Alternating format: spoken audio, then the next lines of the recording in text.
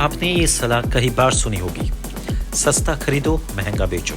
सुनने में सिंपल लगता है, लेकिन क्या ये वाकई में काम करता है? चलिए समझते हैं। आता है वैल्यू इन्वेस्टिंग से, एक स्ट्रेटजी जो बेंजामिन ग्राहम और वॉरेन बुफे जैसे लेजेंड्स ने यूज की थी। वॉरेन बुफे ने अपनी दौलत बनाई अंडरवैल्यूड स्टॉक्स खरीदकर और उन्हें तब तक होल्ड करके जब तक मार्केट उनकी असली वैल्यू पे नहीं पहुंच गया। जब उन्होंने बर्कशायर हैथवे का लीडरशिप छोड़ा तो उन्होंने कहा कि एप्पल के सीईओ टिम कुक ने बर्कशायर के लिए उनसे ज्यादा पैसे बनाए, सिर्फ इसलिए क्योंकि उन्होंने एप्पल के शेयर्स सस्ती कीमत पे खरीदे और होल्ड किया।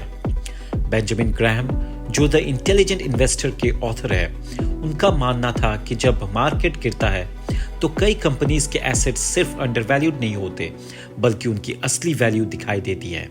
तो हाँ, सस्ता खरीदना और महंगा बेचना एक स्मार्ट आइडिया लगता है, लेकिन दिक्कत यह है करना बहुत मुश्किल है। क्यों?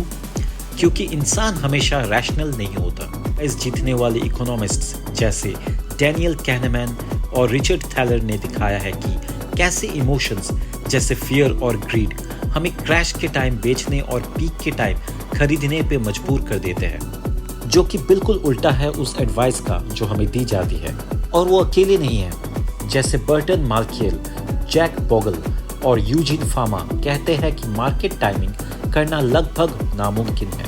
तेजी से मूव करता है और हर अवेलेबल इंफॉर्मेशन को ऑलरेडी प्राइस में शामिल कर लेता है। तो जब तक आपको लगता है कि आपने लो या हाई स्पॉट किया है, हो सकता है वो मोमेंट निकल चुका है।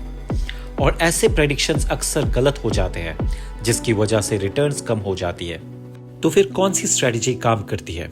हम है डॉलर कॉस्ट एवरेजिंग। आप हर महीने या हर फिक्स इंटरवल में एक निश्चित अमाउंट इन्वेस्ट करते हो, चाहे मार्केट ऊपर हो या नीचे।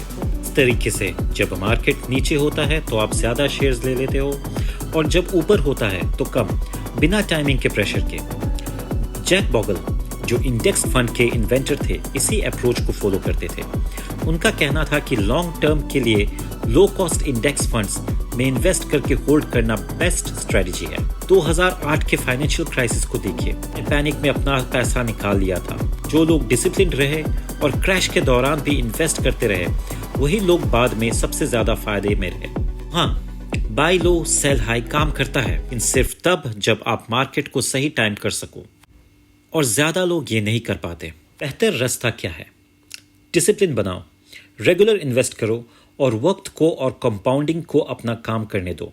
आखिर में मार्केट में बने रहना मार्केट को टाइम करने से ज्यादा पावरफुल होता है। तो आपका क्या कहना है? हमें कमेंट्स में बताएं। और याद रखें, इन्वेस्टिंग गेस करने का खेल नहीं है। ये एक कमिटमेंट है, एक जर्नी है जिसमें कंसिस्टेंसी ही सक्सेस का रास्ता